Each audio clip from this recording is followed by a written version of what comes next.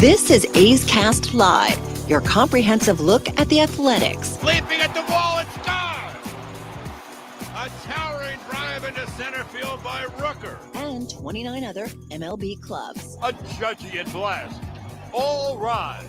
Here comes the judge. Swung on, hit high, hit deep to right, away back into the second deck. Bobby Witt Jr. becomes the first shortstop in Major League history to have two 30-30 seasons. Shohei Ohtani starts the 50-50 club. Join us as we take you inside the baseball universe, from humidors to walk-off dingers to Hall of Fame talk. We have you covered. Spend your afternoon with us, only on A's Cast Live. Here's Chris Townsend. And boy, do we have a special start for you today on A's Cast Live. Yeah. Not only do we have the great Steve Sax here, I'm just getting by, brother. but we got the pitching coach, There you go. Now, Scott Emerson. That's a big deal. No. Emo, Sax is the deal. Notice, sir. Emo, how are you? Dodgers right there. Oh, yeah. That's okay. Double play combination. It's played on some really good teams. Yeah. I mean, you know, you won 2 World Series, Rookie of the Year, kind of a big deal. I had a little bit of help. You know, I was just a guy trying to make my way, but I had some good help. Emo, how are you doing, bro? I'm doing great. Good. Great. Can't complain. You know, Emo, when you think about this season so far, just kind of, how do you feel about your pitching staff? You know, I think we've had a lot of great games, and we've had a lot of not so good games. Talking about our starters have given us a great chance to go out there, and it's the guys that when we're down 3 or 4 got to do a better job of holding the score close for us to give us a chance to win games. If we're going to win a lot of games and a lot of games that we want to win, when we bring in somebody when we're down a few runs, we got to be able to hold the score.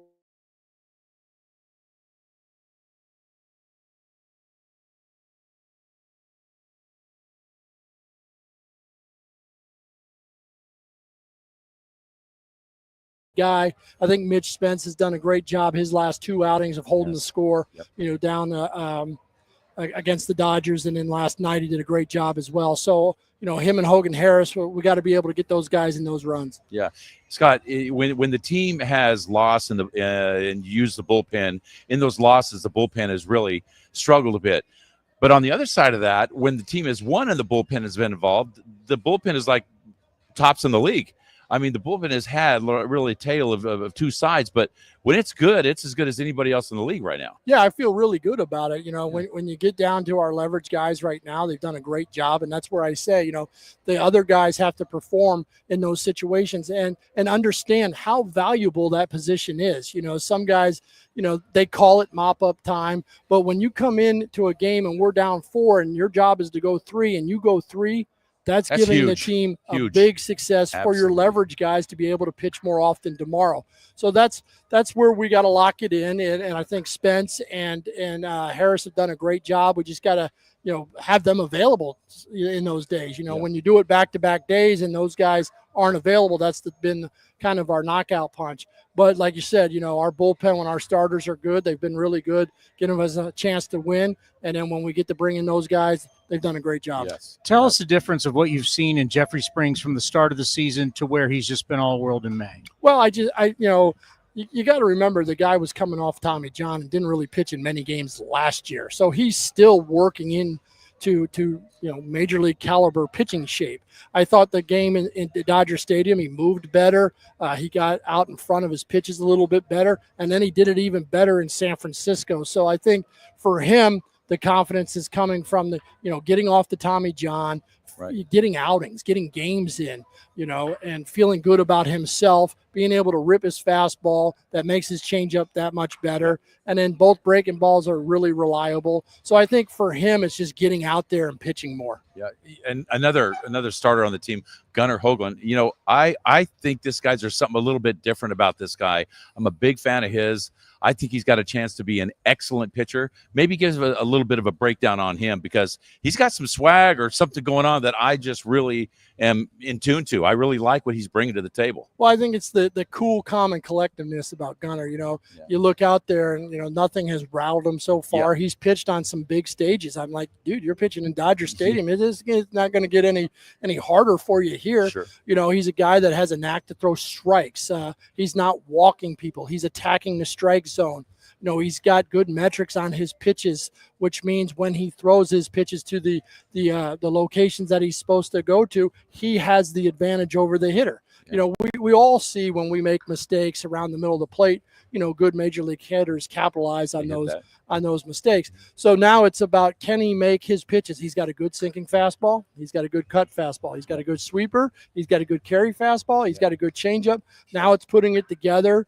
I always say separation is preparation. So prepare for your starts. Know what the lineup's going to try to do against you. Have a plan A, which is on paper. Have a plan B, which is when you're out there pitching, when you get hit in the face, how you're going to react to that, because they're going to have a plan against him as well. So how fast can he see what they're trying to do, see what he has tonight, how his stuff is playing, how his stuff is working. And that's, for me, the mindset of a major league pitcher. What is he trying to do against me? Yeah. Okay, can I attack a weakness from this hitter? All hitters have weaknesses.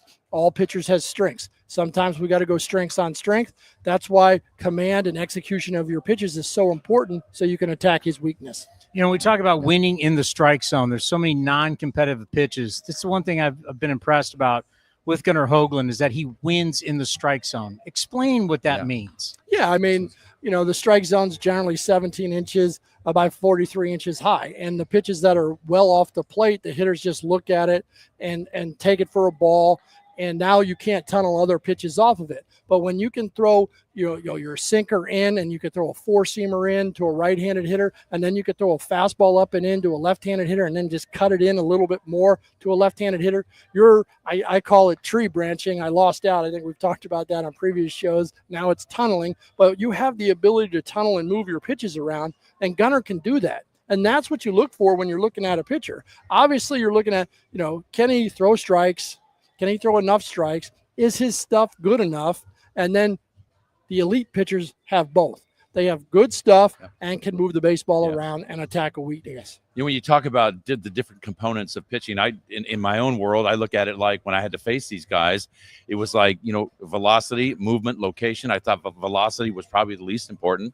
But I see guys in this staff, Scott, that can get away with, I guess you'd say, or not have to worry as much, even catching sometimes meaty parts of the plate, because their stuff has got action in the strike zone. It's not just getting to the strike zone and then coming off of it. It's got action within that strike zone. And so, like Ginn the other day, he made one bad pitch. It was that one slider. But other than that, his stuff was busted into those right-handed hitters. He was sharp on the slider away. And I think he's got a chance to be a fantastic pitcher himself. Yeah, obviously, when you make mistakes, the good major league hitters, and Ward hit the homer on a hanging breaking ball out over the plate. When you're throwing breaking balls inside the strike zone, I always say, well, they're probably hangers. That's why the breaking balls look good, that they're in the zone and they're out of the zone. But they look even tougher to hit when you can think about fastball. When I get you thinking about a fastball, he might be throwing me a fastball in, and then we throw the breaking ball that plays off it. It looks like it's coming in, and then it breaks away. Now you got soft contact on that pitch. You got swing and miss on that pitch.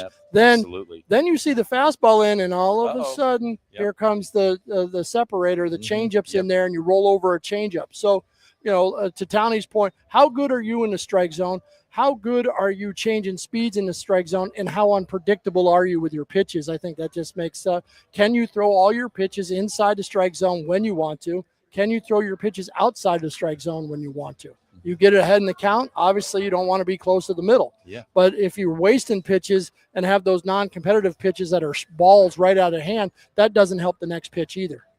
All right, obviously your home games are here in West Sacramento, a new ballpark. Looking at on the year, the home runs tied for 6, giving up 62 home runs on the season. Your staff has allowed 15 home runs in the last 6 games. Have you seen a major difference? And why do you think lately you've seen a little more home runs, balls going over the wall? Well, I think, we can blame the ballpark all we want, but it's just poor execution of pitches. And anytime we leave those pitches center cut, close to the middle, especially in put-away counts, the hitter gains the advantage. Why does he gain the advantage? Because he has to swing. He's got to swing 0-2. He's got to swing 1-2 at borderline pitches. So those pitches that aren't borderline, that are close to the middle, are the mistake pitches that we're making. And we got to, have our younger pitchers understand, hey, every pitch has a purpose. every pitch counts. I think Springs and Severino and Sears, they've gone through the growing pains. Yeah. Now we got to get the Gins and Gunner, going through some growing pains and understand that, hey, it's one pitch at a time, but you're only as good as your next pitch. And when you hang breaking balls inside the strike zone, 0-2, 1-2, when they have to swing because they got to protect, you could be in trouble. So you got to get it to the shadow zones. You got to get it down below, and you got to have good ones too. You just can't throw flippers up there and expect to get major league hitters out too. And if you make a mistake trying to pitch above your means, you're trying to throw it too hard because experience tells me I got to rip this down and away, and you run out of your delivery. Now you back up a pitch and a breaking ball. Those go a long way, and that's what we saw on Ward yesterday. Yeah, Scott, this team has improved vastly over the last couple of years. 19 games in 2024 over what happened in 2023, and the team seems to be marching forward again. I mean, there's been some great points in this year, and there's been a little bit of letdowns. But this team, you look through the names here, and there's not a ton of experience on the team. I mean, expectations are high because you guys expect them to win. They expect to win like they should, but we don't see panic in the dugout. We see total chemistry between you and manager Kotze and the players. And I think there's a great foundation for this team right now. Who knows where? I mean, in '88, we were expected to be fourth in our division. We won the World Series. I mean, you never know. You just never know. I thought I told you we're not bringing up '88 anymore. Well, that's because Gibson knew Eck was going to go backdoor slider. Yeah, the scouting report. You got off to a game one start. Yeah, all right? but the great thing about this team is I don't know where the ceiling is for this team, but there is still a lot left in this tank, and that's an exciting thing for the fans and everybody coming out. This is an exciting team. Yeah, and it's got a ways to go, but it's getting there. Yeah, I think as a coaching staff, you still want to stay cool, calm, and collected yourself, because if that's what you're preaching to your players, stay cool and calm and collected. Trust me, there's been plenty moments where you want to go, kick a trash can or something, but that's not what we're all about. We're about the process and keeping to the process. We've always talked about it over the last 4 years. We got to keep sticking to the process, and at some point, the wins are going to come. Yeah. And it's our work on the field. It's our work behind the scenes in the preparation that, I like to think we all feel good about, giving our team and our players a plan, our front office giving us players and a plan. Like, this is our plan. This is what we're going to do. This is what the future looks like. Stick to the process and the wins will come. They will come. Yes. I've seen it. I saw it in, the half of 17, 18, 19, and 20. And we were pretty good in 21 too. Yeah. And, we just got to stay poised, cool, calm, and collected, do your work, do your job, but also stick to the fundamentals, learn the game, understand what we're trying to accomplish, especially on the pitching side. What are we doing with runners, with the infield in? Why is our skipper telling us, the infield is in? We want ground balls, teaching them how to use their weapons when the infield's in. When the infield's back, you got a different way to pitch. But, all these little things mount up, and we just want to grab the little things and get better at it. Yeah. All right, right now you are 6th in bullpen innings. When do you get a little bit worried maybe about wear and tear using these guys a lot? Well, I mean, the workload management is always a concern. Just talking to the pitchers each and every day, how you feeling? Dan Hubbs, our bullpen coach, and I are constantly talking to our pitchers, how you're feeling. And like I said, if you can get those guys, like last night, Otanya's going 2 innings was huge. Mitch going 2+ was huge. We didn't have to use as many guys down in that bullpen. We got some fresh guys for today. It's always a concern about how many guys you're using, but that's the way the game is being played now. So, what always helps that, right, is good start in pitching. Give me 6, give me 7, and that way our bullpen's fresher. Yeah.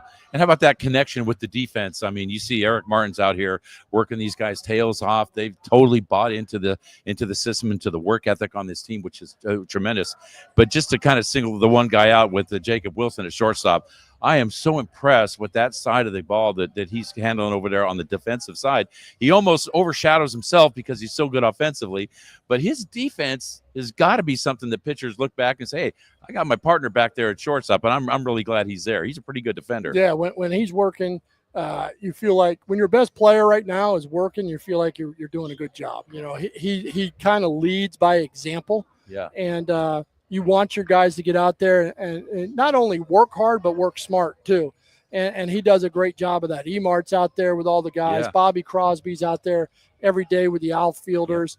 You know, Chris Crone, Aldretti, Bushy, and Marcus Jensen. I mean, we got a hard-working staff, and I love sitting back sometimes and watching these guys work. And sometimes like, God, every day they're here, Yeah. they're working their tails Yeah, Marcus is in that They really bullpen are, with yeah. those catchers every day, and our hitting coaches, like I said, Aldo, Bushy, and Crone are battling with those guys in the cage. I mean, it's amazing in today's game how many swings they take each and every day. So, you know, it's not a lack of hard work. I think we got a great group of guys. And like I said, we stick it to the process and keep doing our thing. Luis Severino is going to be going on Thursday on the road. He has the second best road ERA in baseball. Been a little bit different here at this ballpark. I know you guys were going to talk to him how to make him more comfortable here. What have those conversations been like? Yeah, I mean, it's all, you know, we threw a bullpen on the field today just to kind of see the visuals of Sutter Health Park and get him more comfortable on the field. I think, you know, when you're coming to somewhere totally new, and it's not just a free agent, but it's the guys who've played in Oakland all the time. And now all of a sudden you got to make a new place your home. You know, I always say, you know, like, where am I sitting in the dugout? Do I feel comfortable over here? Do I feel comfortable over there? How do I watch the game? Do I like it from here? I like it from there. Now you got to talk about the players. You know, the clubhouse is in left field, but it's in left field for both teams. So we got to find a way to make him comfortable to where we got all the things that he needs in the dugout, in the bathroom, you know, to relax. So I just think that, you know, right now we just got to play the mind game and be strong that, hey, both sides have to play this way and go out. I'm going to go out and compete and do my thing. Yeah. And Scott, if Justin Sterner is going to be that guy to set up Mason Miller, I think that's a phenomenal combination right there, especially when these guys, you know, get down the road a little bit and it's that guy. And then you got Mason after that.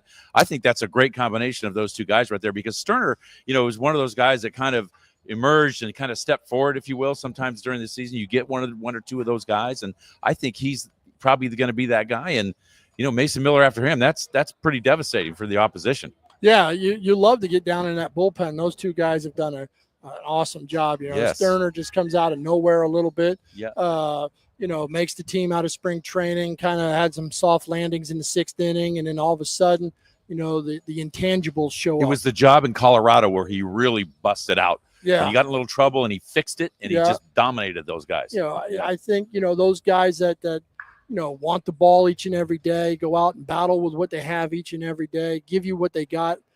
You know, he's one of those guys that those intangibles, and for a rookie pitcher also, you know, who's cool, calm, and collected out there, nothing seems to bother him. My dad always said, never let him see you sweat. And he doesn't look like he's sweating out there. He looks like he's just, you know, going out there doing the best thing he can do, and that's trying to get outs. And, you know, obviously Mason is one of the best closers in the game. You know, and I wouldn't sleep on Tyler Ferguson either. You know, he's had a couple hiccups lately, but look what he did in April was unbelievable. Yeah. And then Otanya is coming off the DL. He's still got to get his feet wet. You know, last night he's hitting 100 miles an hour. He threw 2 really good innings.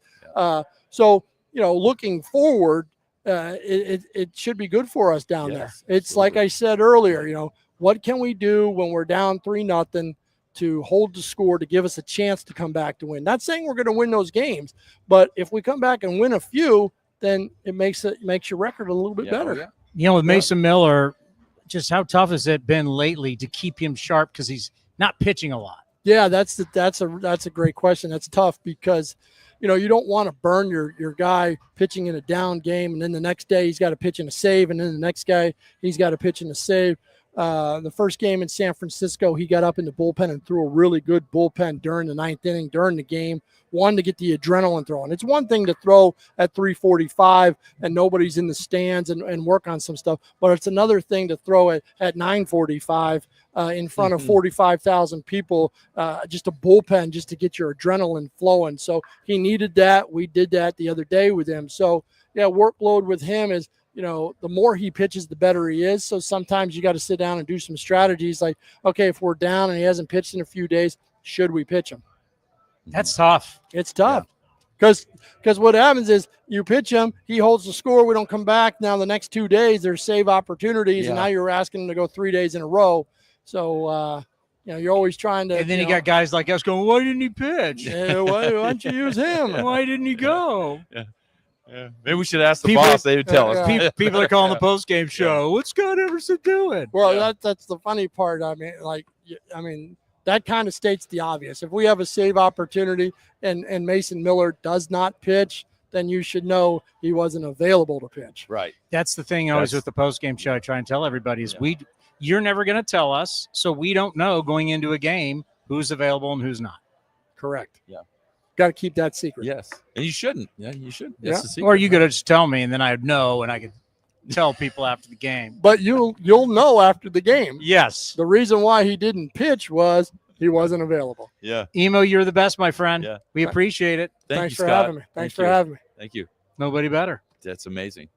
To talk in depth, like the pitching schisms between one and the other, I love it. It's great. Now you get Johnny Doskow. Yeah, thanks for having me. I'm out of here. Johnny Doskow's in. No, you're not leaving anywhere. He's leaving. Johnny's You're still here. He's going to be back for hot takes. Yeah. Commander Cody, how are you? I don't know. It's hard for me to come sit in this chair after Emo was here, but it's been good. I've been good. How are you feeling today?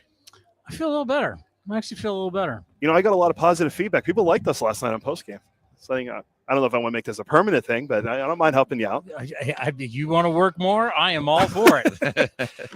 We may have Gray Corn of Athletics PR is going to try to get Tyler Soderstrom to come up here. So we may have Sody in the next, 10, 15 minutes. By the way, there was a lot there to chew on from Emerson. There was a lot there. A lot we could cut up and use for the next couple days. Telling you a lot. I like too about, like I said, talking to Scott is you can go down a scientific rabbit hole with him and go deep and get into crevices of parts where people don't even think about. And they're difference makers. And, that's why I like talking to him. He's very, very intelligent about the game.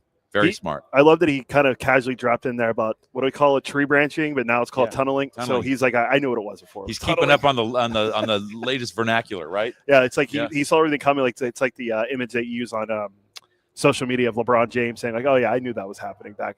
I said 20 years ago he was going to be an MVP. Yeah. So it's kind of like Emo's like, "Yeah, I already knew." But yeah, it's always great when we have him on because he never shies away from questions. He answers everything. He's like David Forst, who will be on with us later today. They answer every question you throw at them, and the pitching has been great. We know that. And 6-game losing streak, all the home run. Oh, paging, Dr. Emo. Oh, sorry. See, Steve can't hear, but there's a drop of George from San Francisco, one of the callers on A's Talk, the postgame show, and he calls Scott Emerson Dr. Emo, so he does like a do. Okay. Paging. All right. Dr. Emo. Dr. Emo, huh? There you go. There's a new drop. So you have me doing it, and then Towny and I doing it in unison. So, wow. Yeah, so that's a great thing. But, I think as where the team is now, we need something some explosion to happen. Like we need a grand slam. We need somebody to break a bat and go over to the first baseman's head and roll down there in the corner and 3-run score. And then somebody makes an error and then they hit a ball in the gap and 3 more. We need some big thing to happen like that. I have an idea. One game can turn the whole thing around. I'm telling you, it can shoot confidence through the roof. So the longest losing streak last year was 9 games. We're not there yet. If it gets close, I think we need to send you down in the clubhouse and give the team a speech. Oh, they don't want to hear me. But hey, listen. Well, you lived on the edge. Apparently from yesterday, you lived on the edge and didn't enjoy when you played. So you might be good to go in there and talk to the clubhouse. I guarantee you, those teams, even like the Dodgers, who got swept by the Angels, those teams are going to go through 5-8 games where they're going to lose. Oh, they're 4 now. They lost again yesterday. There you go. Okay. Panic They're in LA right now. So it happens to everybody. So it's going to happen. That's the way 162 is. It is going to in a season. You're going to have hot stretches. You're going to have bad stretches. We're going to have a lot of good stretches. But the problem is when you haven't had a lot of hot stretches the past couple of years, that's where the doubt comes in. Yes, you're absolutely right. But this team is growing. It's getting better. The experience is no substitute for it. And they're learning, and they're going to have a lot of hot streaks. The hot streaks are going to get more and more, I think. I really do. Well, there was a bit of news today that happened before we came out with Emo. The team placed right-handed pitcher JT Ginn, who pitched last night on the 15-day injured list again, unfortunately, with a strained right quadriceps, and recalled right-handed pitcher Anthony Maldonado from Vegas. And as we came on, right before we came on, we got a text from Bill Moriarty of Athletics Farm letting us know that Joey Estes, who you think maybe be the guy that comes up to replace JT Ginn in the rotation, he's now on the injured list in Las Vegas. So, or it's going to be interesting to see who fills JT Ginn's spot in the rotation, 4 days from now against Philly. That'll be interesting. And that's a tough break for Ginn because he had a great opportunity to step in here and, command that other slot. But when you get hurt, back to back, it's tough. I mean, it's not his fault, but he's got to ride it out and get back and get back on there on the mound. Let's pause 10 seconds for station identification right here on A's Cast.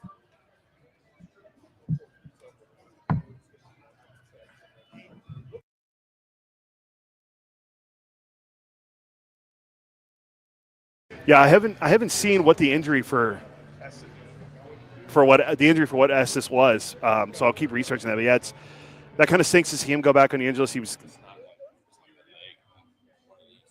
So hopefully we find out what it is. But yeah, getting out on the injury list, Maldonado's back.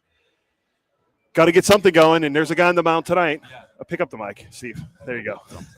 So you got to talk into the mic for people to hear you, Steve. That's how this I don't even works. know when we're on and when we're off. I thought I didn't even know we were on. Hey, listen. See that screen right there? I see it right there. Yeah, you're on. Okay. Got it. Okay. But look, so thank you for that subtle. No, of course. That's what I'm here for. So, Estes probably would have been the guy, right? If Ginn goes down, Estes might have been the guy next. Yeah, that's what he might have been the guy. But now we'll have to wait and see who the next guy up in AAA would be. I'd have to look to see who could even be. Yeah. Maybe my guy, Hogan Harris. Maybe time to give Hogan a start. Or you can go with Mitch Spence too. But I think Hogan's the guy that should be the next man up to come out of the bullpen. Well, hopefully next we'll have Tyler Soderstrom or an A's player. We'll see. And then Johnny D is going to be coming up around 5:15 for Hot Takes Tuesday. We didn't do it last week. We're going to do it this week. That's Johnny D. That's all coming up next right here on A's Live.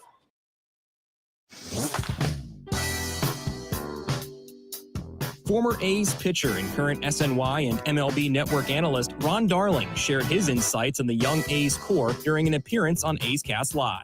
I think everything starts at the top, right? So you got to start with Mark Kotze. Yeah. You know Kotze. He is a pro through and through, a great guy through and through, and he's been put in this spot for a reason, to make sure that these young players thrive and get better. Between Wilson and Soderstrom, Langoliers, I'm a huge fan of. I didn't know he ran like he runs. He really can run for a catcher. So you have all of this young talent, young core of everyday players, because pitching, you can go out and get a Severino. Yeah. You can go get some pitching.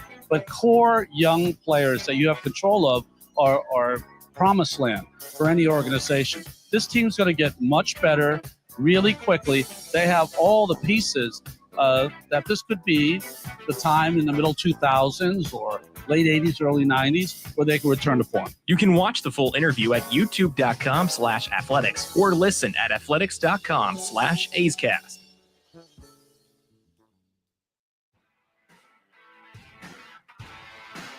Get your group together and check out all our great hospitality spaces for bonding opportunities, events, or a fun outing of your friends and family. There are 20, 50, and 100-person indoor suites available for select games, as well as an 80-person open-air area with a shaded cover. Secure your group today at athletics.com/hospitality.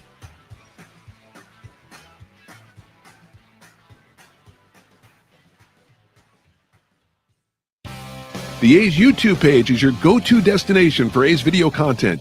Get access to great highlights, exclusive behind-the-scenes content, classic games, A's Cast Live, and more. Visit youtube.com/athletics.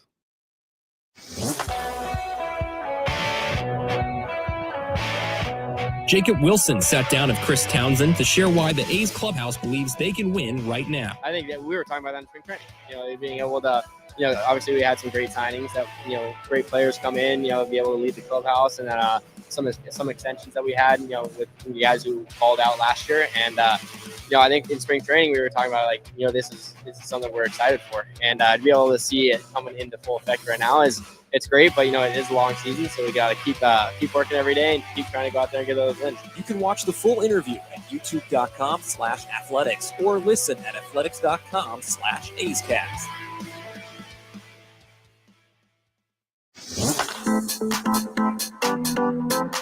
You're listening to A's Cast Live.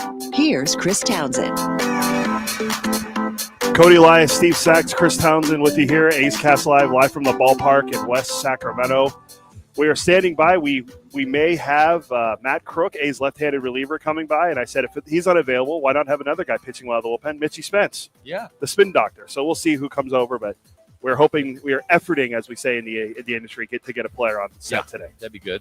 That'd be great. So, what I was going to bring up, there is a guy pitching today for the Angels, the professor. This isn't the old Kyle Hendricks, and I know you know a lot about Hendricks. Yeah. He's pitching today for the Angels. The key to get it is getting to him early. Yeah. His OPS when you first face him, first time through the lineup, 813. Wow. Then he goes through the order, it progressively goes down. So getting to Kyle Hendricks early could be the key for the Athletics tonight, and losing streak. Well, that will be our matchup, but the real question is, what the hell does that mean? Well, I think what it means in simple. Don't you want to get to every pitcher early? Yeah, but I think in simple speak, what it means is that he's going to lull you to sleep with that nasty little changeup. In 88 looks like 98, and pretty soon he's got you into a funk. So I think what he's saying is get to him early and don't let him get into a rhythm with that changeup, because he pitches backwards. His changeup is his number one, and his fastball is his number two. And he puts you in a funk. Once again, don't you want to get to every pitcher early? Yeah, like first time up. Don't you want to score more touchdowns than the other team? I want to, yes, absolutely. Hit more three-pointers than the other team? Yep, score more goals. Right. There you go. I was waiting for the hockey drop. We got to do the hockey drop, right? He's going. Yeah, so hopefully get to Hendricks early, end this 6-game losing streak, and get back in the win column. Keep the ball in the ballpark. Exactly, my God. He's had a tough go at it right now. He's 1-5 with an 8 ERA. It's like 5 something. Okay, it's what's the difference? It's 5. Over his last 6 starts, he's 1-5 with a 6.46 ERA. That's not good for a guy that he was very consistent for the Cubs. You know what that tells me, and I haven't seen him pitch, but I would guess just by the numbers you're telling me that he's having to throw his fastball more. Yeah, because he's probably missing with his changeup. Yeah, and they're sitting on that pitch and eliminating everything else. So that's probably what's happening. I'm going to go out of the way. Matt Krook is here, Steve. So you guys are going to chat with Matt Krook. Come on over. You want me to leave? No, you're good. Okay. You're not going anywhere, Saxy. Okay. All right. Matt Krook is joining us here on A's Cast Live. What's up, Matt? Steve Sax. How are you? Good to meet you. How you doing, Chris Townsend? Chris Townsend. Get the headset on him.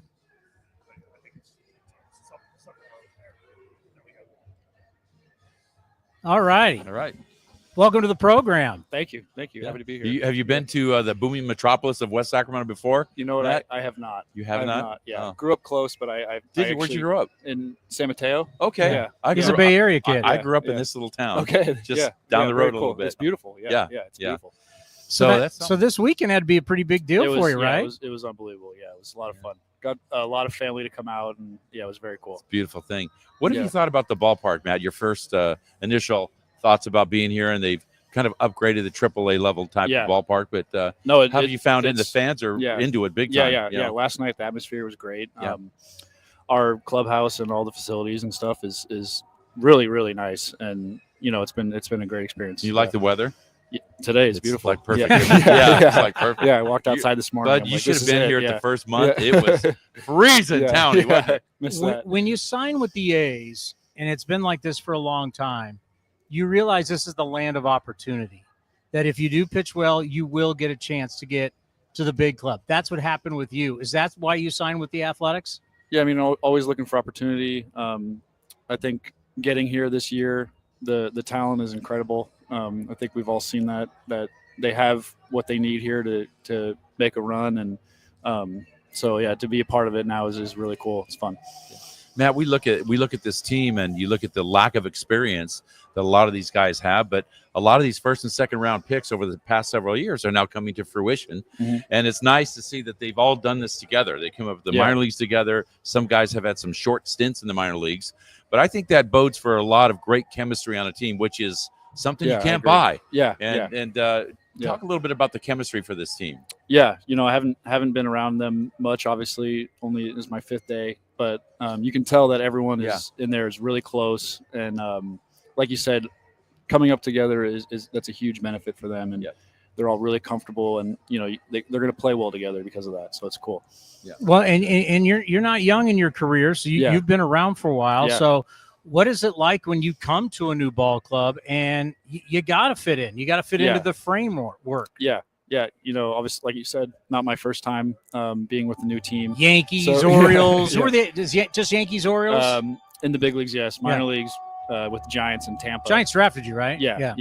And then, so just trying to find your spot within the clubhouse, within the game, and just trying to see where I fit in. Yeah. Matt, how do you see this team and where they are now? I mean, the big differences between last year and the previous year, and this year it seems like they've making some big strides. They've added new guys to the team. Yeah. Guys like Kurtz over at first base, where didn't spend a lot of time in the minor leagues. Jacob Wilson, not a lot of time in the minor leagues, but these guys to me are fitting in, more than fitting in for Wilson. This guy's major league ready, and their drafting capabilities for this organization is outstanding, I believe, because all these guys are here. Now, Lawrence Butler just signed a long-term deal as well. Yeah, no, I think they're ready to win, and you bring up the young guys, but then also you add like Sevy and Springs, and which is going to be really good for, I'm young in my major league career, so like getting to learn from those guys is really cool, and so I think it's a good time right now, and they're in a good spot. Yeah. For a guy in your position, the key is you got to get everybody out. You got to get righties. You got to get lefties. There's no more specialists. Yeah. So your time as a starter, how much has that helped you as a left-handed reliever? Yeah, it was huge. Because as a left-handed starter in the minor leagues, when you come in, you're not going to face many lefties. So it gives you a lot of chances to learn how to get righties out and develop, like a cutter, like I've learned over the years, and a changeup. Like you said, there's, you got to face 3 batters now, and late in the games, you're not going to maybe face lefties. They're going to pull guys. And no doubt. So, and that ability we talk about with Steve all the time, it's like you got to get something that comes right in on these right-handed hitters. Yeah. So that, for me, that was my cutter, and obviously throwing the sweeper for a while now, and then the changeup to keep them honest, kind of just move the ball around and then get the lefties out when you face them. Yeah, and. I know you've only been here 5 days, but what have you heard about how the ballpark plays? Some people have said, well, the ball really flies out of here, but I can tell you there's other days where it kind of seems like a Wrigley Field. If it's blowing out, it doesn't. It does, but if it's blowing in, we see Langoliers a few nights ago, just before you got here, he crushed 110 off the bat, and it barely went over the fence. I mean, the ball really blew back. So what have you heard, and how do you find it so far? Yeah, I think I'll learn more over this week. I'll have to watch a couple more. Last night the homer seemed like he got that one pretty good, and it was playing pretty true last night, I thought. I'll learn a little more over the week and see what I think at the end. Well, a lot of people, if they're not paying attention, the Las Vegas Aviators are having a very good season. Tell us what's going on in Vegas. A lot of talent. I've never won like that before in my 10 years in professional baseball. So, that's a really good team down there, and they got a lot of guys that, can help this team if they need it. Yeah. Hey, how's the veteran leadership part of this team, which is, as we talked about before with Scott, it's almost an extension of the coaching staff, guys like Severino. Do you see that this guy in the short amount of your time where he lends himself to being able to give advice and help you guys with some stability? Yeah, of course. Like you said, just advice, and then, he goes out the other night and throws 7 great innings, and, just being consistent every day. I think it's great for us to watch, and like Springs too, and TJ McFarland is a great guy for the bullpen to have, and Leclerc. So a lot of, the veteran leadership is always big. Can I follow up? I wanted to ask him too about, like, even though they're not pitchers, the everyday players, like a guy like Soderstrom, who's really an outstanding player, and Jay Will has only been here a year, but still he's getting some recognition as one of the better players in the league, probably the front runner for Rookie of the Year. Do you guys go and talk to the regular everyday players besides the pitchers as well, like that? Yeah, I do like to talk. I haven't gotten a chance to interact with those guys a ton yet. Like I said, been here a couple of days, so just trying to meet everyone as I go here. Yeah. I'm sure you will. Yeah. Well, and you're showing up, unfortunately, during a losing streak. So, what's the mentality like? What have you felt since you've come into the clubhouse? Yeah, I don't think anyone's panicking. I think we all know how good this team is, and I think we're going to be fine. There's plenty of baseball left to play.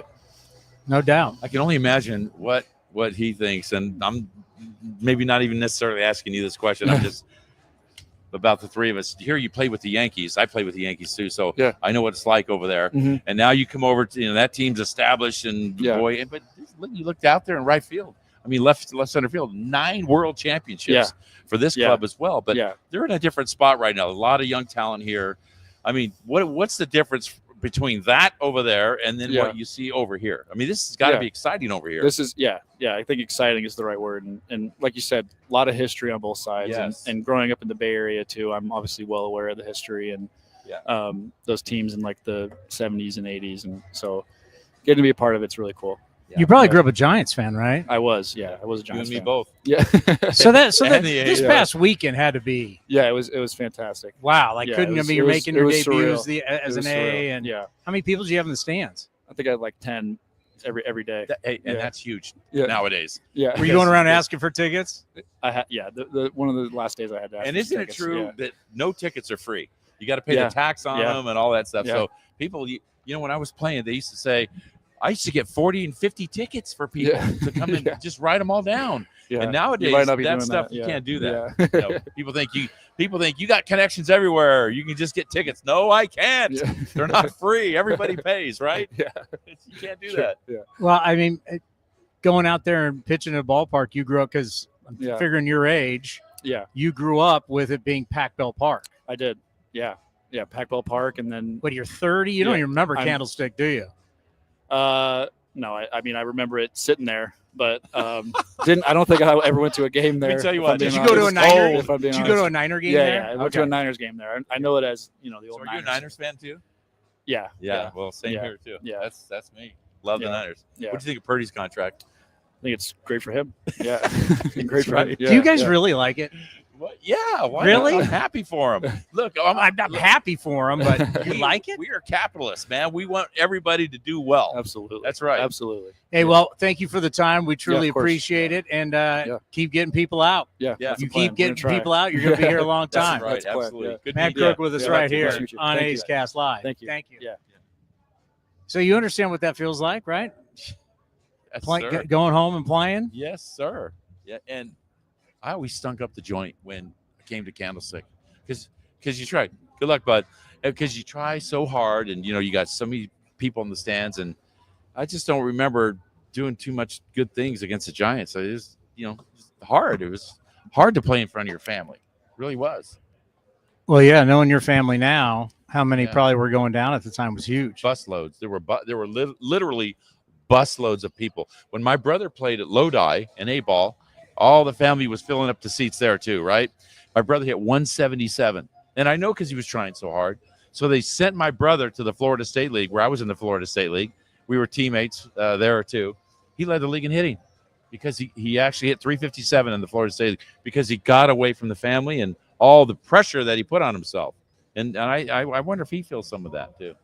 Yeah, it happens. So you don't want to do hot takes? You want Johnny Sax and I to do it? Saxy's going to fill in for me. I got a hot take from an unnamed A's employee. He shall not be named, but that I will give away that'll be our anonymous A's hot take for today. Really? You got a hot take? Well, I have one. We all should have one. But Johnny D. Not the same. Where's Towny? What's up? Towny's right over there. I know. I didn't know I was 7 for you until Towny just told me. So here I am. I love it. Johnny, maybe you want to tell everybody what we're going to be doing on June 4th. June 4th, Stephen Lewis Sax is going to be making his big league radio broadcasting debut. And I'm not going to start talking about it because I'm going to start welling up. So I'm not going to talk about it right now, but I can't wait. I get to make my major league debut in the radio booth with this man right here, who 2 years ago when we were with the River Cats together, I still am, but Johnny was with me. Johnny got me over to the River Cats, and I said, Johnny, someday you and I are going to do games together in the major leagues. Someday we're going to. I'm telling you, Cody. And I said that to you, didn't I? And I said, no, how? Like where? It was like where, how, when, how? I don't know. And Johnny, obviously was still the Rivercast. Yeah, for sure. And now we're going to get to do it. I can't believe. Thank you, Lord Jesus. It's going to be great. And I was literally just here at the Rivercats game on Sunday, hanging out in the Zach Bayruti broadcast booth, and not the Johnny D broadcast booth, the Zach Bayruti broadcast booth. It is the Zach Bayruti broadcast booth. Hey, that's another guy that's going to be in the big league someday. I think so Zach too. Bayruti. I agree. I was here in 2019 when he made his big league debut with us. I forget who we played in Oakland, but he got to fill in for a game. I just wish he was a nicer guy, Yeah, if he was a nicer guy, that would help. Yeah, he lacks a little bit of that moral character, the nice guy stuff. Besides that, he's great. Besides that, he's all right. Yeah. Zach's one of the nicest guys I've ever met in my life. Yeah, that's what kind of guy he is. Out of all the I would say minor league broadcasters, he's at the very bottom of the list of people. Johnny, actually, I never met you I only met you in your major league broadcast. So I'm going to like Alex Jensen, who has done a lot of work on this program for the organization. Bayruti, I'd go Alex, and then Bayruti. Well, that's one way of putting it. Another way of putting it is you never talked to me when I was in the minor leagues. Oh, right? wow! Right? Yeah, well, he leagued me. Yeah. Wow. Well, so let's be fair. I mean, the Rivercats were the Giants affiliate when you were there. So, and that hurts. Yeah. He jabs you, man. I don't see that about Cody big leaguing people. No, I don't think he's capable. He just doesn't. He's too nice a guy. Well, I don't want to tell him that because he got a big head. But right. Yeah. I just want to say real quick before we get the hot takes. Whenever you were talking about the free tickets thing, because I get people asking me all the time. I'm sure Towny gets people asking them all the time for tickets. My wife's family, they're half are Angel fans, half are Dodger fans. So yesterday when we had Towny, Sax, and Gubas on, they were going crazy. But they asked me, they're like, hey, do you think Steve can get us tickets when the A's are playing the Dodgers? And I'm like, you want me to ask Steve Sax to get you Dodger tickets? Are you crazy? That's so great. I've known the guy for like a few months. I was going to start asking him for tickets. If I could, I would. Yeah, now, who was that? Your family asked? It was my wife's aunt. They wanted to go to the Star Wars night at Dodger Stadium against the A's, and I was like, "Yeah, no, I'm not going to ask them that question." Well, yeah, if I could do it, I would. Believe me. Oh man, that's it. I'm excited. I mean, this is exciting hot take Tuesday. I'm looking forward to it. You got a hot take? I absolutely do. I can't well, wait. you guys, what's unfortunate is we'll play the Open, and you guys can't hear it because you don't have. It's a new Open though, right? It's a new Open, yes. Michael, go ahead and play the Open.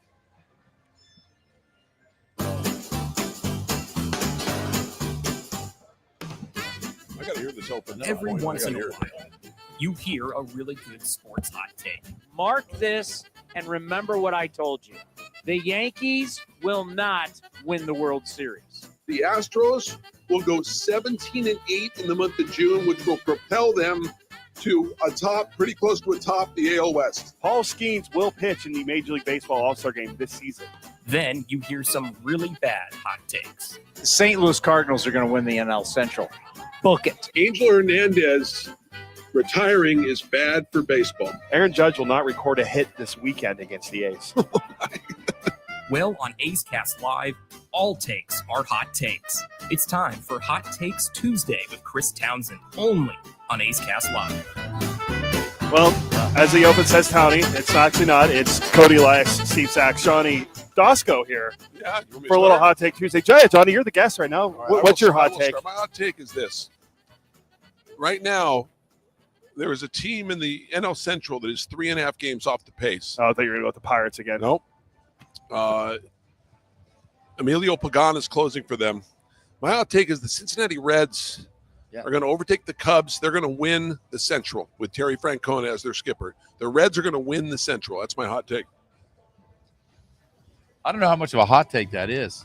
You know why? Why? They are third. I think they're third in the division. They might. They just might do that. Yeah. I'm telling you. It's a lukewarm take. Yeah, it's not. Yeah. They might. They got a shot, right? Yeah, absolutely. Yeah. I mean, you got the Cardinals who are playing a lot better, and the Cubs are leading the division. The Cardinals, I think, are a game back. I could see the Reds doing it. I mean, they have the offense. I saw a stat today.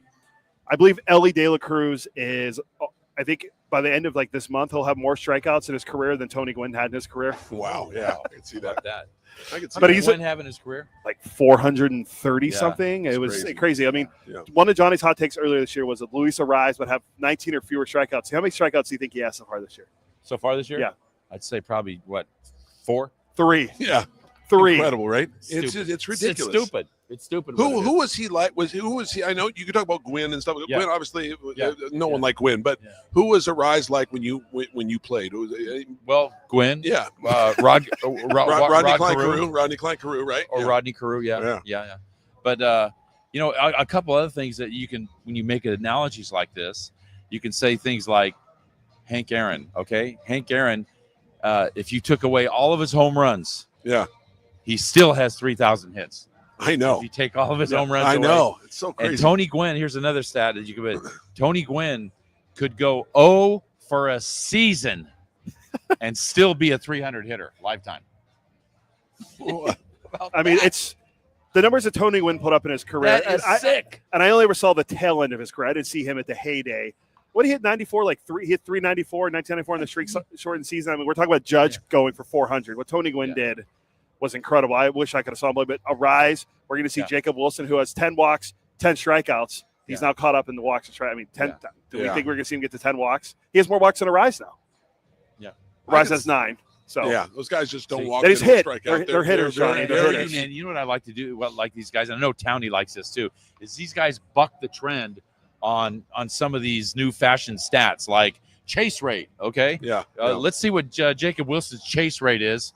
He's probably hitting about 360, just like he normally is hitting now, and with a bunch of doubles, chasing balls out of the zone. Yeah. A guy like that, you got to throw him batting practice, hit him ground balls, and then move. Get out of his way and just let him do what he's going to do. He's a one-off. He's a one-off. You're a unicorn. You don't for tell sure. him to fix him. You just let him do what he's doing.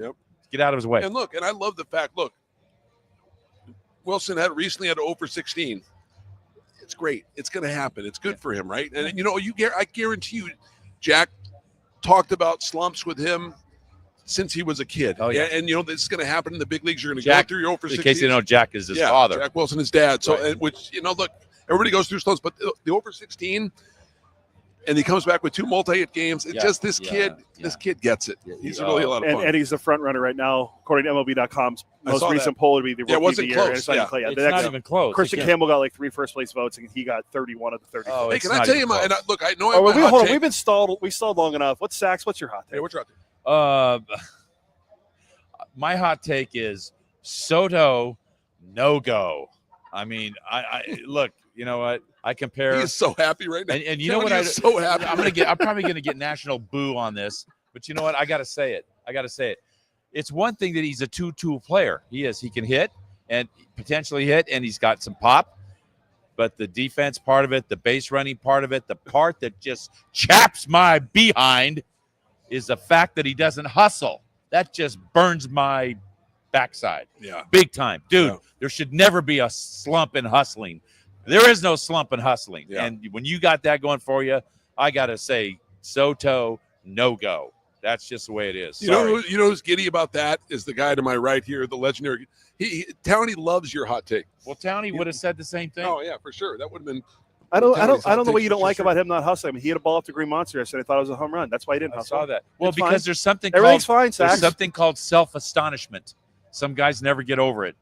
You hit a ball and you watch it go to the Green Monster, and you're just so enamored of your self-astonishment that you watch it, and then you come down to earth and you start running, and then you stop at first. That was bad. Yeah. I don't know. Well, his manager Carlos Mendoza. I heard someone say that he's a great leader. He knows how to win. He's managed 1 year.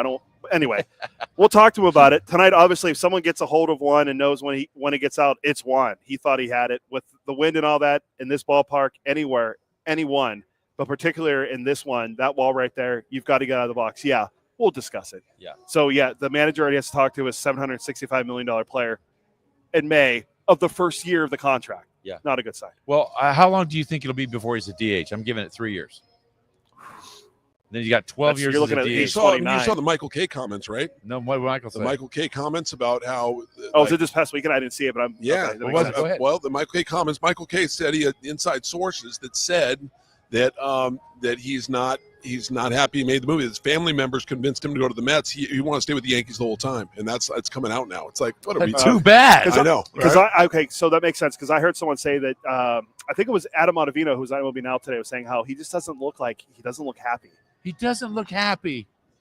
Oh, Really? Well, he also You're doesn't playing Major League Baseball. You just got $765 million, and you're not happy. He also doesn't have You're Aaron soft, aren't you?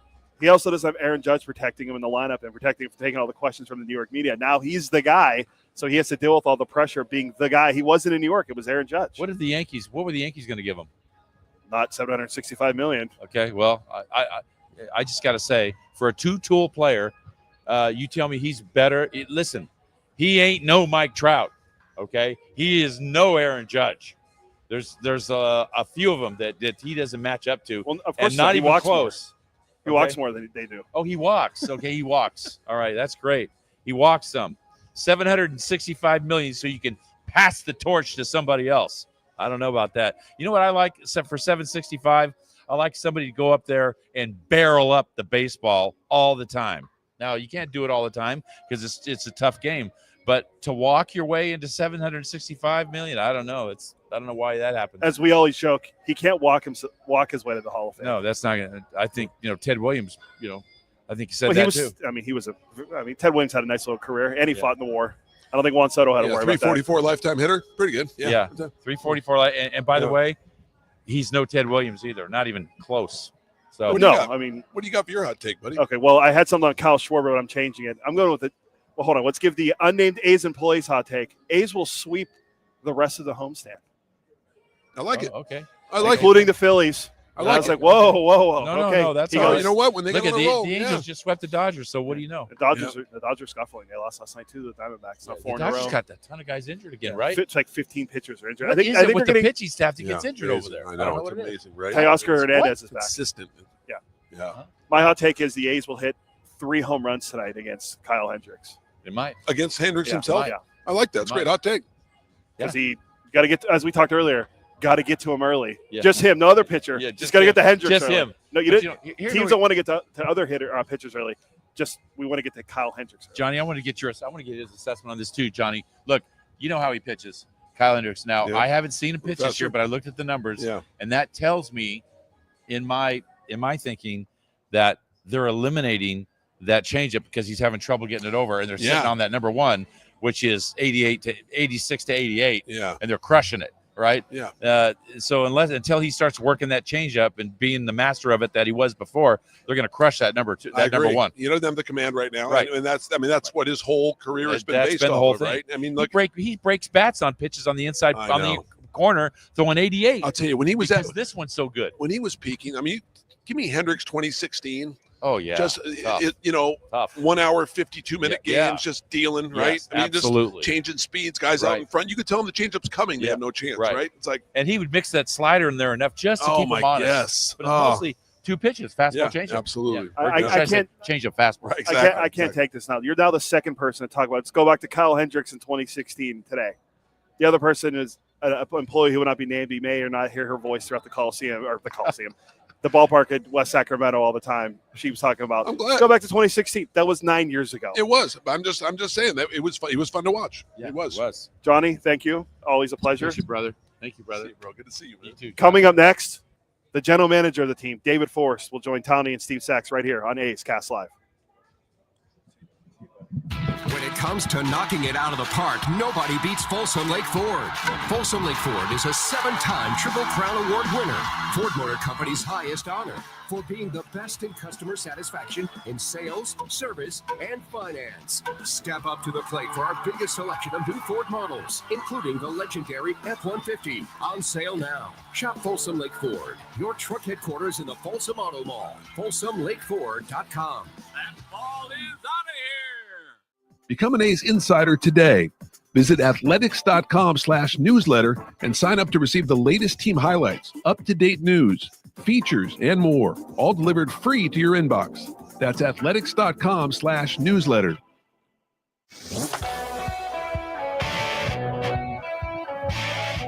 Jacob Wilson sat down with Chris Townsend to share why the A's clubhouse believes they can win right now. I think that we were talking about that in spring training.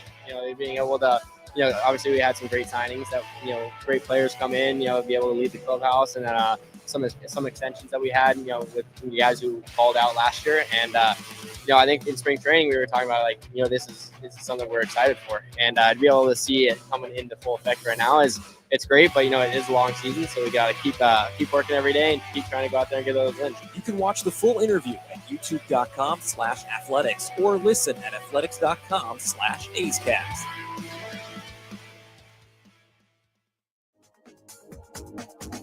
Unlock offers and receive exclusive in-game features by downloading the MLB Ballpark app for iPhone and Android today. Plus, get the latest information on game time, schedules, and more.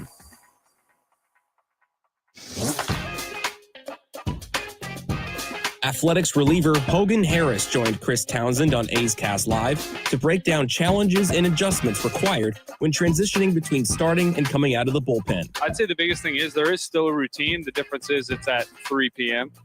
for a 7 o'clock game instead of right before the game.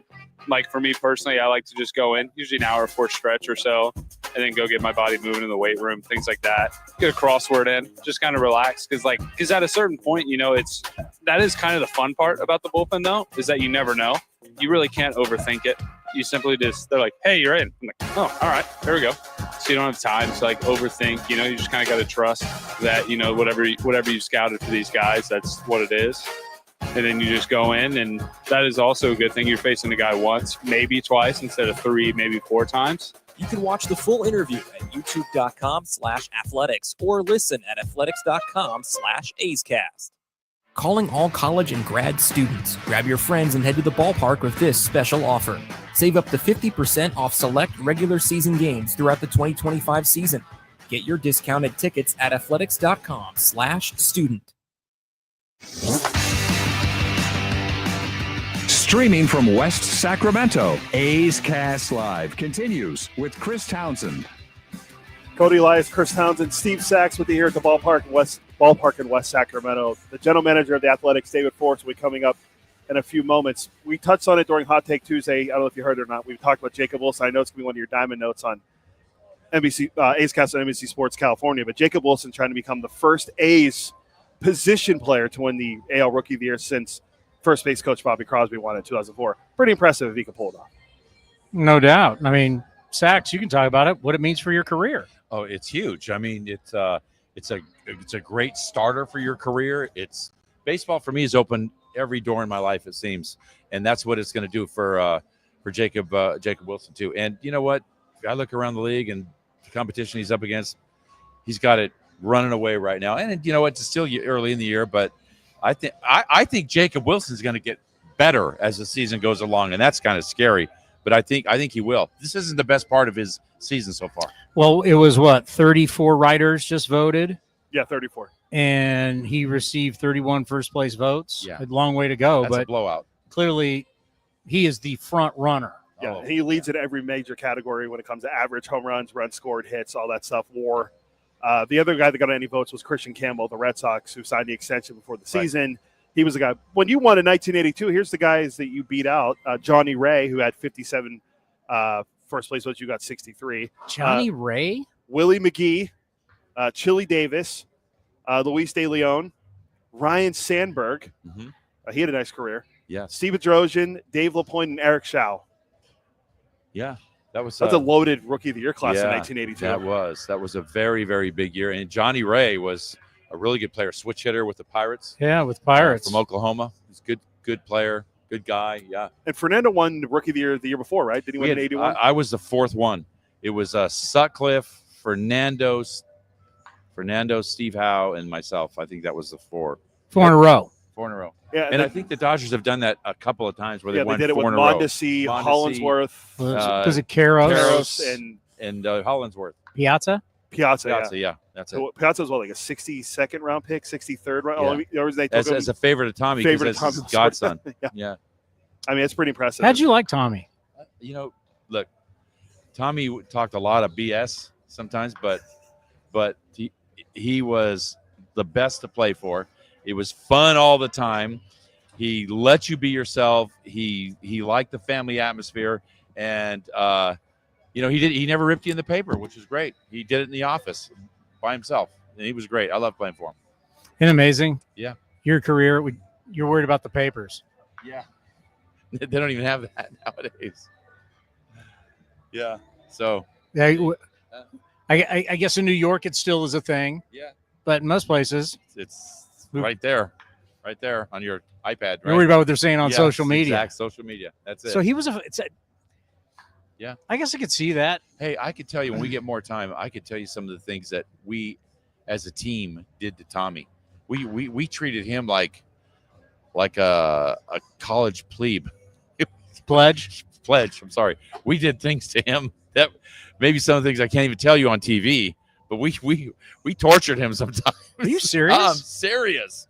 We treated him like one of the dudes, man. We did some things to him, both physically too. We locked him in his room. We couldn't get the games. We did a bunch of stuff to him, constantly going back and forth, and he would do it to us. It's crazy. That builds chemistry. Oh, and when that game started, those guys would have run through the wall for that guy. I'm telling you, chemistry is right. Hello, Mr. Forst.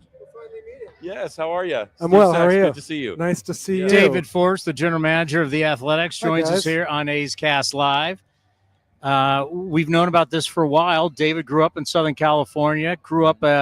Were you an actual Dodger fan? A season ticket holding actual Dodger fan. And yes. And don't we have a picture somewhere of you meeting Steve Sax like at a mall? Cody's working on it. Wait till you see this. Really? Yeah. What year was this? Probably, I think 83, 84, wow, something like right, that. After I came up in 81, so Okay. 82 was my first year, so it was probably that's something. We'll see. We'll see if Cody can do was it.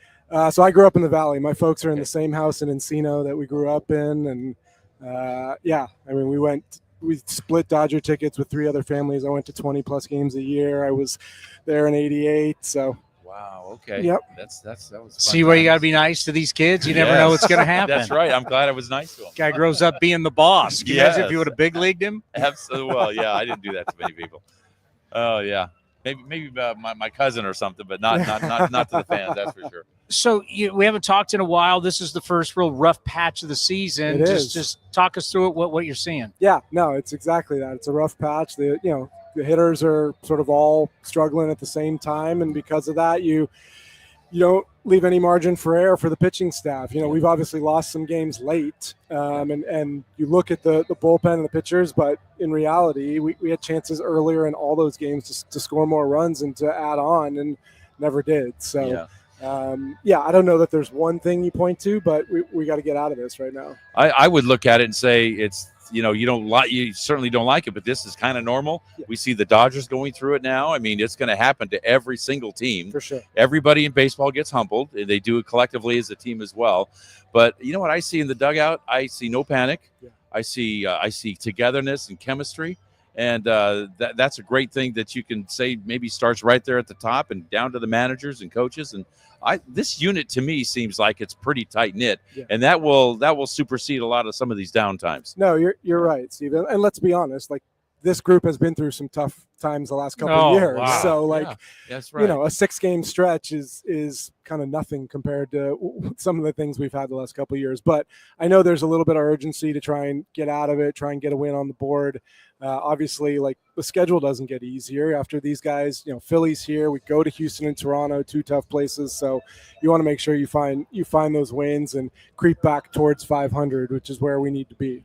Is there a date, a specific time where you go, okay, let's evaluate everything?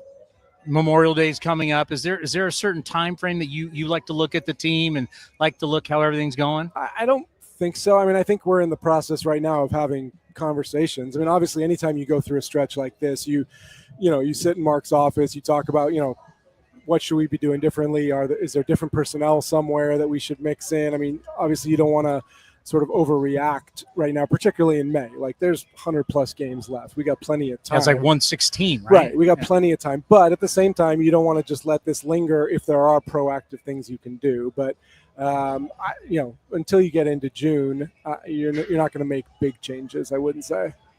I was curious, too, on some of the metrics that are being used. I mean, the teams are very heavy in the numbers and whatnot, and you're crazy if you're not involved in that. Of course, you got to use that. But how much is the baseball acumen of the coaching staff, the manager, etc. How much does that really play as well? Is that as important? Is it more important that way, or the numbers just a backup type of a thing? I mean, the difference between those of us in the front office and the coaches in dealing with the numbers is that they have to be able to relay it directly to the players. Like, they're the guys taking the information, turning it into language that the guys in the field understand. So, we have a staff between Emo and Dan Hubbs on the pitching side, with Bushy, Aldo, and Crony. Like, they've spent so much time over the last few years really digesting the numbers, spending time with the baseball ops guys to learn what we're looking at, and then learn how to sort of turn it into language that the players understand. I can't give them enough credit. And Mark has been the one who has sort of pushed it. I think when Mark got into this job, he understood, what players wanted, what they need to see. And we see it now in the draft. Like, these guys come into the game knowing all of their numbers.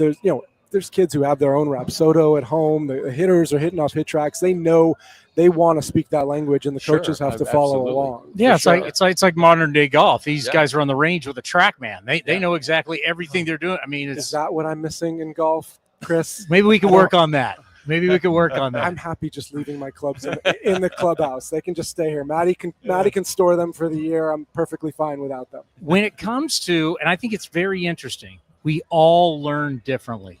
Right. And I go back to my wife being a first grade teacher, and she's talked about it for years. Mm-hmm. So your coaches have to take the information. They've got to give it to the players, but they got to know how to give it to the players. And they got to know which guy needs more, which guy needs less. So you're really asking regular baseball coaches to also be teachers of data, which is interesting. Without a doubt. Yeah. And I think we see the discrepancy mostly on the pitcher's side. I mean, we have guys who, starters who want their data between innings every game.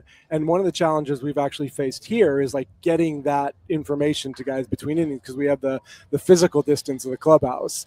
But in a normal situation, starter goes up to the clubhouse, you print out everything from that previous half inning for him to see. We can bring that real-time information to them as long as it's not electronic. Ron, it's like an offense. All the years I was doing sidelines with the Raiders, like the offense comes off, next they got pictures, they're showing them everything. Yeah. And so there are a lot of pitchers now. We've actually had pitchers request more information up on the boards here in Sacramento. They want to see the horizontal and vertical break of every pitch as it's in real time. Those guys are thirsty for information. Yeah. On the hitter side, similar. Like, you've got guys who learn by watching video. I'm sure guys want to watch either themselves or the opposing pitchers. Sure. Not everyone's the same. Right. Guys also want to see what their bat angle is, what the launch angle is, and get that feedback from the hit tracks in the cage in real time. Yeah.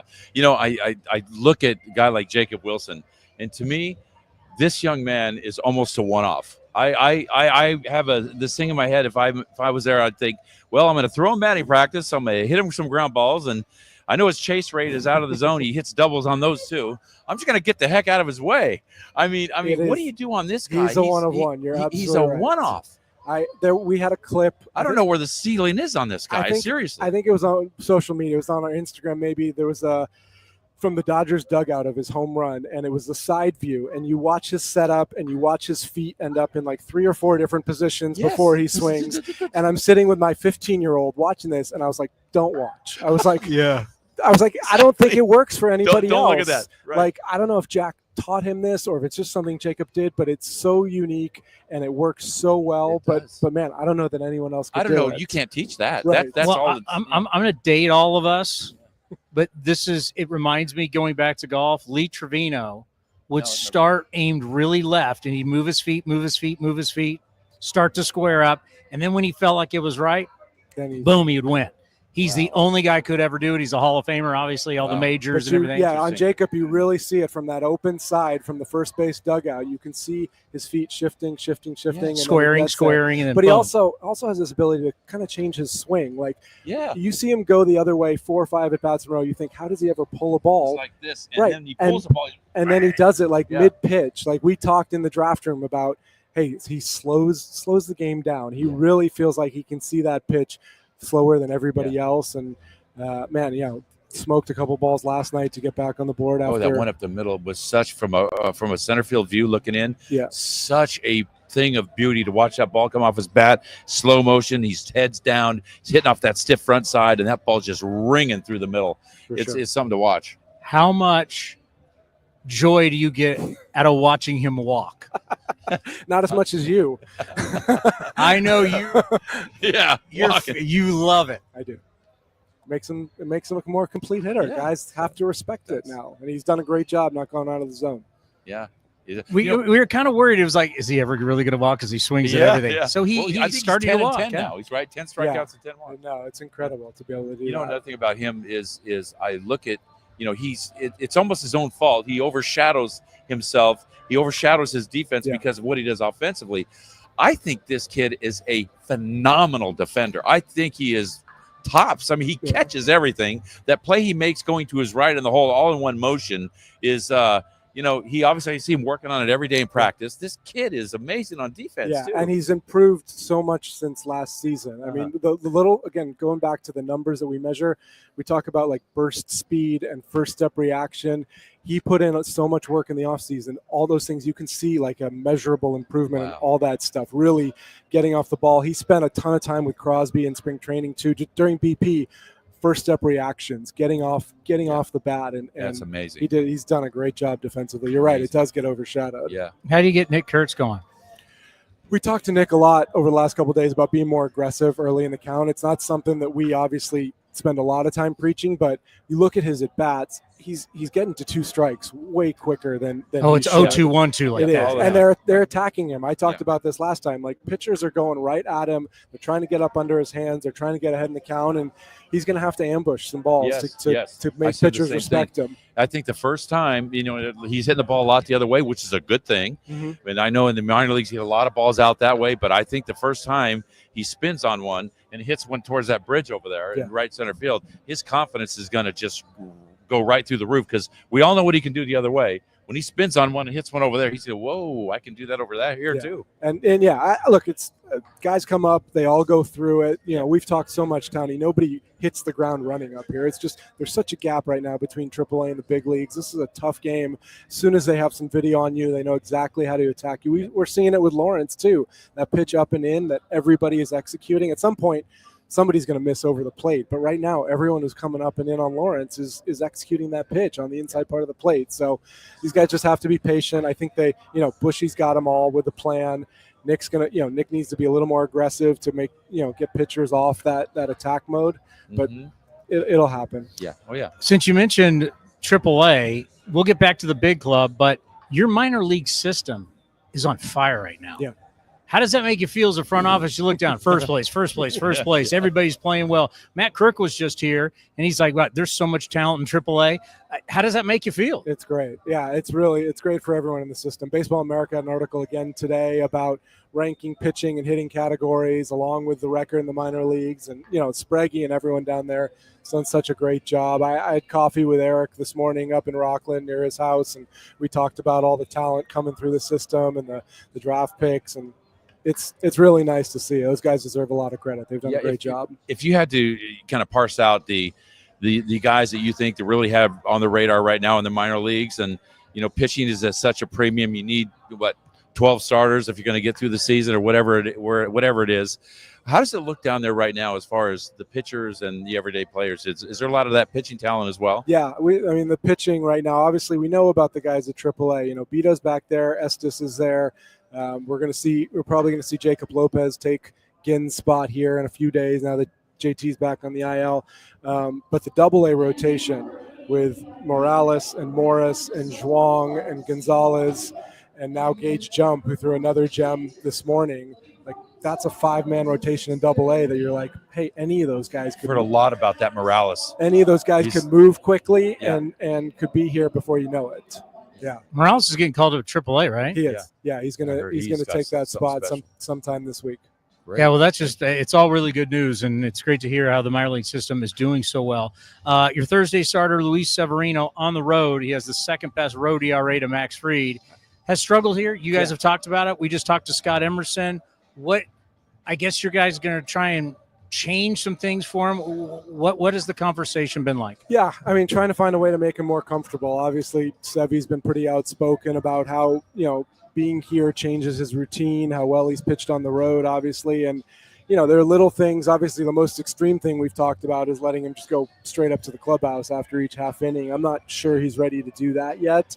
But just some things, whether it's, the bike in the dugout here to keep him warm, or I don't know, whatever we can do to make him more comfortable. And I get it. I don't blame him for being outspoken. It's a different situation. He's been in the big leagues a long time and has his routine. He's very particular about everything, like from noon up until his start. He has, the one guy he wants in the training room working on him, the time he gets in the hot tub, all these things that are important to starting pitchers who are creatures of habit. And, not only just with him, but he's been such an influence on everybody. He's been sure. a stabilizing force for people to go to. People trust him.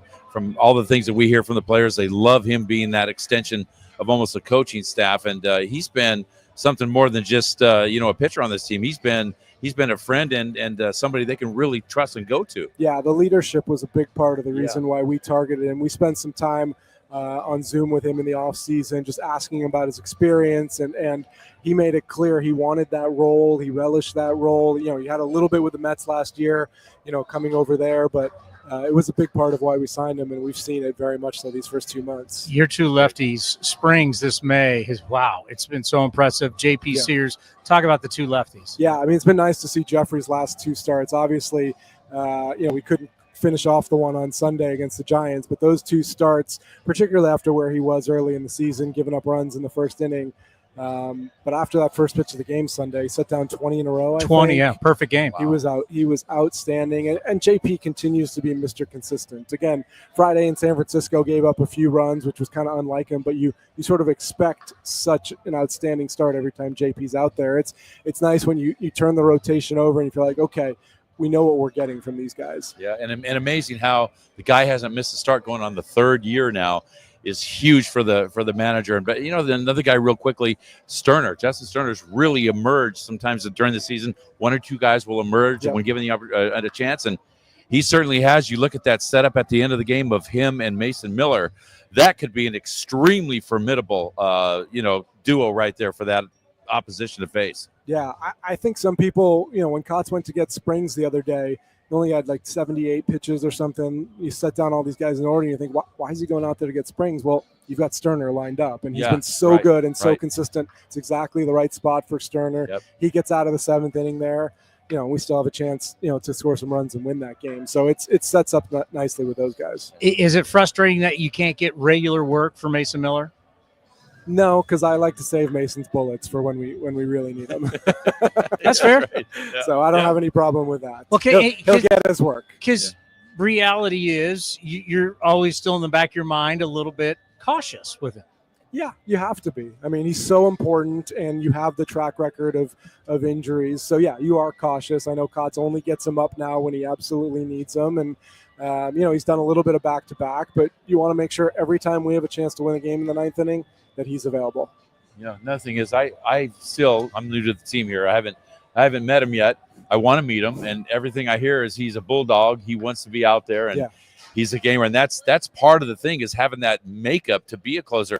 People can have the stuff, but if you don't have the makeup, it's not going to work. So that makeup that he has, from what I hear, is one of his driving forces of why he's so good. Yeah, well, he is accountable. He feels responsible. When something happens, like it did the other night against the Giants, like he'll be the first to tell you, like, that's on me. It doesn't matter what happened up until there. I told him we had chances to add on. Again, we didn't. He had no margin for error. He's like, no, that's on me. That's my loss. So he's a great guy to have in the clubhouse, and more often than not, it doesn't turn out that way. There's going to be an experiment again in baseball with the check swing. Mm-hmm. Have you heard about it? I saw a little bit of it in the fall league. What do you think? I like anything that sort of objectively measures rather than, the subjective idea of a check swing. I don't know how you feel, Steve, and how this rule has changed since you played, but they showed us at the GM meetings a check swing call from, it was further back. It was like late 70s, and the guy went like, I've seen here him before. And no swing, I've seen him all the way through, and they called it just has evolved to nobody really knows what it is. So if we can put a definition on something, we'll see. I haven't seen the technology or exactly how it plays other than 1 or 2 clips from the fall league, but sure, I'm up for it. What's a fumble? That's not my sport. I don't know. What? It's like what they showed today. Yeah. It was the '68 World Series, Dodgers against the Twins. No swing against Koufax, and a guy comes all the way around. It was no swing. It's like, what? Yeah. What's That's the rule? Not a swing? Yeah. Right. It's all about intent. You have the situation that the Giants did a few years back in the playoffs. The last out of the series gets called. So, again, anytime you can kind of take that, the umpires don't want that responsibility, I'm sure, because they're still hearing about that. So I'm very open to it. Let's see what happens. Like in football, when we got used to them going under the hood, and it got to be a lot faster. When they go under the hood and it's fast, I think most of all you want to get it right. You want the thing to be right, and I think if they can get that with the check swing, I'm for it too. So how old were you when you were getting this autograph? I think that's 7 or 8 years old. How old do you feel, Steve Sax? Oh my gosh. I can't believe that. And if you're listening on A's Cast and the A's Radio Network, and we apologize you can't see this, it's in a department store. You can see men's pants hanging up in the back. Obviously, this is a signing with Steve Sax and a young David Forst. How classic is that? Yeah. Oh my Lord! I think I look like I'm 12. Who is your guy? I wore number 5 in Little League, so Mike Marshall was my guy. Mike Marshall. Yes, Mike Marshall. I remember some point in there, mid 80s, my parents won like a bat boy for a day at an auction or something. I remember being in the dugout. I have a picture, number 5 with number 5. Can I tell you a real quick one? When we were in Lethbridge, Alberta, as soon as I got in, that was my first stop. Mm-hmm. And Mike Marshall, who was my roommate later, Mike Marshall got up in batting practice, and that's the first time in my life, because I come from a little school right here in West Sacramento. I grew up here. I saw big league power. I saw Mike Marshall hitting balls in Lethbridge and Henderson Stadium to right center field, and when they were going out of the stadium, they were ascending into the lights to right center field. And I thought, that's what big league power was. That guy had enormous power. It makes sense to me. But yeah, I mean, when you're that age, when you're 8, 9, 10, that's your team. Like those are the guys you identify with. So Guerrero was there, Scioscia, Marshall, and then ultimately it turned into the '88 team, which was the first World Series I went to. And I can't believe that. And by the way, we were just down there, right? Dodger Stadium still is. It's a gem. They've done a great job. It's been a few years since I've been there, and I know they did a lot of stuff outside the clubhouse this offseason. But they do a great job. What did you do with the autograph? That's a good question. I've got the picture. That's enough. It was in my dad's home office all this time. So that is so funny. How good is that? That's hilarious. Come on. I think I weighed 170 pounds. Oh my gosh, that is so funny. Oh, wow. The good old days. Well, thank you very much for your time. We truly appreciate it. Nice to see you guys. And I'm glad we could finally make Mr. this Forst, happen. It's great to meet you. Good to see you, Steve. Again. Yeah, exactly. All right. We haven't met before. That's going to do it for A's Cast Live. Coming up next, Johnny D will get you ready for A's baseball with the great Shooty Babbitt right here on A's Cast.